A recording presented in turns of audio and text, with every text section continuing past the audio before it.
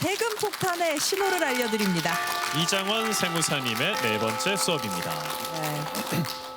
이 많은 분들이 세금 관리, 이거 돈 많은 사람들이나 하는 것 아니냐라고 생각들을 많이 하시는데요. 사실 세금은 돈이 많아서 생기는 것이 아닌 것 같아요. 이게 잘 몰라서 그리고 대비하지 않아서 생기는 경우가 보니까 훨씬 많은 것 같습니다. 특히 부모님이 연세가 들었다, 건강이 이 의사 선생님들이 말씀한 것처럼 흔들리기 시작했다. 그러면 세금은 어느 날 갑자기 약간 나의 현실로 좀 다가옵니다. 그래서 오늘은 미리 잘 준비해서 세금 폭탄 좀 막는 방법에 대해서 알려드리도록 하겠습니다. 첫 번째로는 제가 상담했던 사례입니다. 실제 사례고요. 상담 오신 분의 어머니가 치매 초기였어요. 그래서 일상 대화도 가능하고 은행 창구에 가서 서명도 할 수 있는 상태셨는데, 근데 어머니에게 이제 접근을 하는 거죠. 잠깐만 돈 좀 빌려줘라고 하는 거예요. 그래서 현금을 가져간 주변 지인분들이 이게 무려 10명이 넘었습니다. 금액도 상당히 컸어요, 사실은. 근데 방법이 조금 어찌 보면 약간 교묘하다라고 할까요? 왜냐하면 집에서 돈 보내달라고 하는 게 아니라 어머니를 데리고 가는 거예요, 은행으로. 은행이에요? 네, 그래서 창구에서 현금 바로 출금해라. 그래서 나 줘.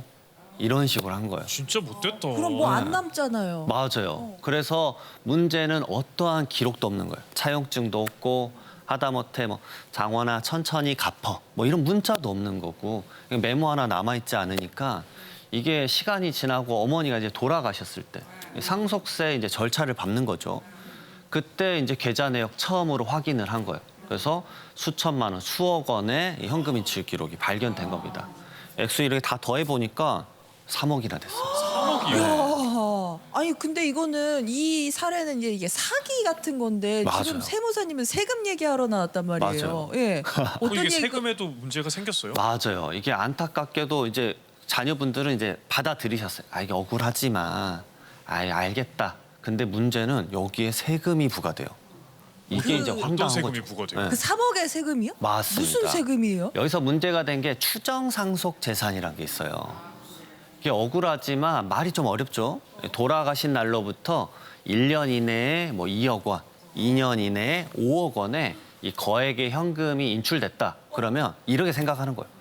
아니 당연히 자녀들이 가져갔겠지. 그러니까 너가 소명해. 이래 되는 거예요. 그 소명 못하면 3억 원에 대한 그렇죠. 상속세를 그 억울하게 자녀들이 맞아요. 내야 되는. 네, 현금을 뽑아서 자녀한테 줄 가능성도 있으니까 맞습니다. 소명을 못하면 그런 식으로 일단 치는 거네요. 맞아요. 그러니까 이게 소명의 의무가 상속인에게 바톤이 넘어온 거예요. 그러니까 이곳에 대해서 이 치매 걸린 어머니가 지인들에게 보내준 이 3억 원, 억울한 것도 억울한 건데 이게 치료비나 뭐 간병비로 아니면 증여받은 이런 기록이 전혀 없잖아요. 그러니까 이것에 대해서 이제 그럼 이 돈 어디 간 거예요? 라고 물어봤었을 때 그러네. 할 말이 없네. 소명할 수가 없는 거예요. 그래서 이것에 대해서 고스란히 상속재산으로 잡혀버린 거예요. 근데 이게 추징액수가 너무 높았어요. 얼마예요? 가산세까지 포함해가지고. 세도 있어요? 그렇죠. 조사 때 얼마 냈어요? 1억 5천 냈어요. 1억 5천이요? 네. 아니 3억 좀 진짜. 물론 이제 약간 이게 좀 극단적인 사례긴 하지만 3억도 잃었는데 1억 5천까지 하면 너무 자식들 입장에서는 너무 답답하겠어요. 속상합니다. 예, 맞아요. 그래서 치매인 어르신분들 이거 상황을 좀 악용하는 사례가 진짜 좀 많습니다. 저는 진짜 많이 경험했어요. 예를 들어서 사례 몇 가지 말씀드리면 치매 걸린 어머니가 이 지인들에게 병문안 왔다. 그러면 막 이런 얘기를 들으셨나 봐요. 이게 내가 돈을 막 이렇게 줘야 내가 천국 간다. 뭐 이런 얘기. 좋은 데 간다 해서 막 100만 원, 300만 원씩 현금으로 주신 거예요. 그리고 합병증으로 갑자기 시력을 잃으신 분이 있어요. 야, 이거 하면 낫는데 해가지고 굿이나 뭐 종교식 같은 거에 막 2억씩 쓰시고 많아요. 그리고 치매 뭐 특효약이다. 이거면 불치병 낫는다 그래서 뭐 근거도 없는 약들 뭐 비싸게 사게 해가지고 엄청난 돈을 갈취한 사례 많습니다. 야, 갈취했는데 그것도 소명 못하면 그것도 나중에 또 세금 받는다는 거잖아요. 억울하죠. 야, 그래서 진짜 이거 폭탄은 네. 어떻게 막아야 돼요? 세금 폭탄. 그래서 제가 이번 설날에 부모님 댁 가시면 많은 분들에게 말하는 게 뭐냐면 같이 식사하고 얘기 나누시잖아요. 앞서서 최우진 교수님이 말씀하신 거 이 부모님에게 혹시 치매 신호가 있느냐 꼭 이 시그널을 유심히 좀 살펴보셨으면 좋겠어요. 이상 신호가 좀 있다. 그러면 아까 최우진 교수님이 말씀하신 대로 병원에 좀 함께 가서 진단받고 대비하셔야 돼요. 왜냐하면 이게 건강을 챙기는 것도 있지만 부모님이 소중하게 이렇게 모았던 재산을 지키는 것도 있습니다. 그리고 만약에 이제 부모님에게 치매 증상이 좀 있다. 그러면 성년 후견인 제도가 있어요. 그래서 치매나 뭐 정신질환, 뭐 지적장애, 뇌졸중 등으로 판단 능력이 좀 저하됐다. 그럼 부모님을 대신해서 법원이 좀 신뢰할 수 있는 후견인을 정해서 중요한 결정 도와주는 제도입니다. 그래서 성년 후견인이 되면 재산 관리, 큰 계약 뭐 이런 것들, 그다음에 의료행위 동의, 이 중요한 판단을 부모님 좀 대신해가지고 할 수가 있어요. 그래서 신청 방법은 간단해요. 이 부모님 주소지, 이 관할, 가정법원에 이 진단서랑 뭐 가족관계 증명서 이런 관련 서류들 제출하면 법원이 심리하고 후견인을 정해주고 있습니다. 그렇구나. 그리고 가족 계좌 관리 서비스는 뭐예요? 이게 가족 관리 이 계좌 관리 서비스가 있는데 이게 말 그대로 인출이 막 됐는데 모르고 있잖아요. 솔직히 말하면 지난달에 부모님이 얼마의 돈을 어디에 썼는지 아는 분 모르죠. 없어요. 저희는 모르죠. 네. 네. 근데 요즘은 은행이나 증권사에서 부모님하고 자녀 계좌 연결을 할 수 있습니다. 그래서 용돈을 정기적으로 보냈다, 뭐 입출금 내역이 함께 확인될 수 있는 그런 서비스 제공을 합니다. 그래서 중요한 거는 부모님 돈을 이게 통제하겠다라는 게 아니에요. 이 기록을 좀 남기고 확인하자라는 얘기입니다. 그래서 가족 계좌 관리 서비스 활용하면 돈이 언제 어디로 얼마나 갔는지 흔적이 남기 때문에 나중에 문제 생겼을 때 이 돈은 치료비였어. 이 돈은 뭐 생활비였어. 뭐 이런 근거들 만들 수가 있습니다. 그러니까 우리 부모님들도 우리 자식이 나 감시하는 거 아니야 생각하지 마시고 맞습니다. 진짜 나중에 세금 폭탄, 상속세 말도 안 맞아요. 되는 거 맞지 않게 기록한다 생각을 하시면 좋겠네요. 맞습니다. 그래서 부모님하고 자녀가 공동계좌 개설하는 방법도 있지만 이건 또 약간 가족 간에 또 합의가 좀 필요하잖아요. 그래서 좀 현실적인 거는 큰 돈은 약간 정기 이체로, 그다음에 모든 출금 이체 같은 거 저는 이거라도 하라고 해요.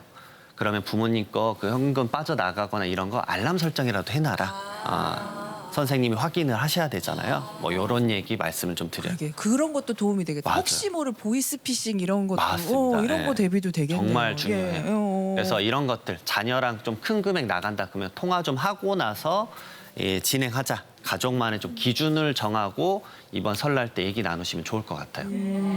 이런 이야기 해보니까는 진짜 세금, 특히 뭐 나중에 상속세 부담을 줄이려면 미리미리 좀 준비해야겠다 생각이 드는데 우리가 좀 미리 준비할 수 있는 방법 좀 알려주세요. 맞습니다. 예.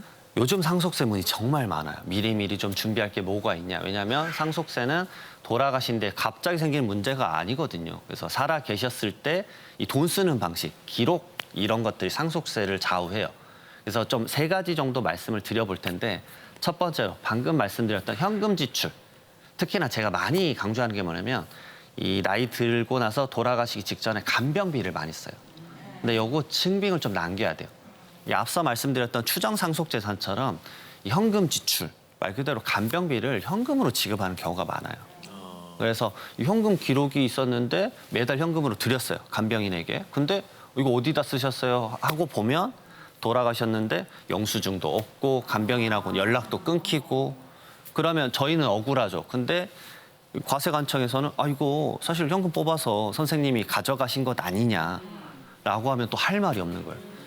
말 그대로 알 수 없는 돈이 돼버리는 거예요. 보통 간호하시는 분한테는 다 그렇게 그 매달 현금으로 드리는 방법이 좀 많으니까 네. 그럼 이걸 증빙 자료를 어떻게 남겨야 돼요? 맞아요. 뭐 들을 때마다 녹음을 해야 되나요?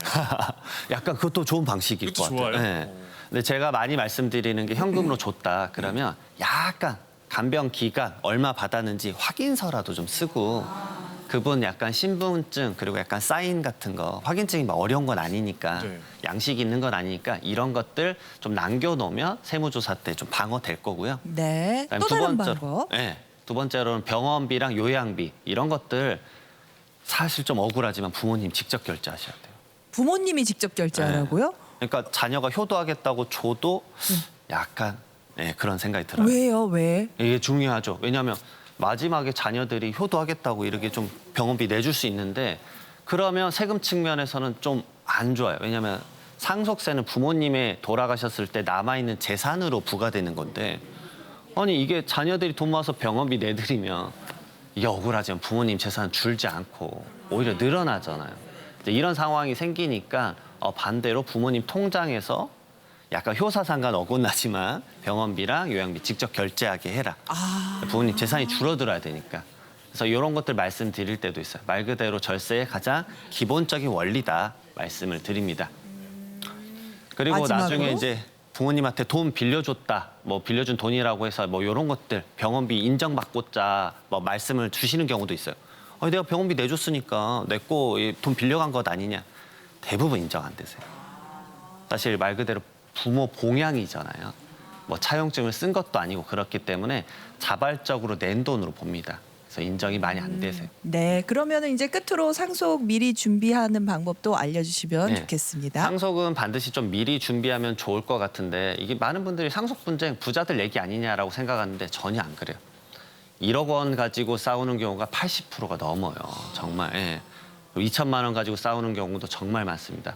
그러니까 상속이 미리 준비한다라는 거는 먼저 마음을 열고 부모님이 재산이 얼마 정도 있다라는 것에 대해서 자녀분들과 얘기를 했으면 좋겠어요.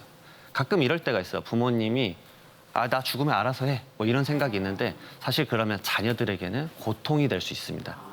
왜냐하면 부모님들이 대부분 부동산 기반 상속이니까 갑자기 엄청난 세금이 나올 수도 있죠. 그래서 미리미리 이것에 대해서 오픈해서 좀 대화를 나누셨으면 좋겠다. 네.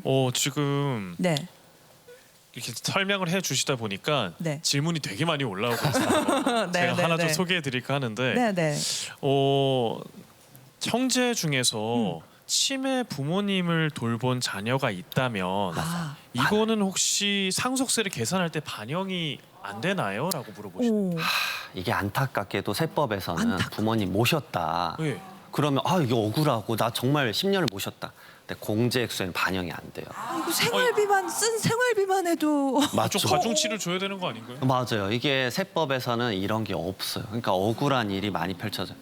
요즘 어떡하냐면 그래서 자녀분들이 요양보호사 따고 진짜 요양을 하고 거기에 대해서 진짜 나의 수입으로 해가지고 이렇게 자녀에게 소득을 넘겨주는 경우도 있어요.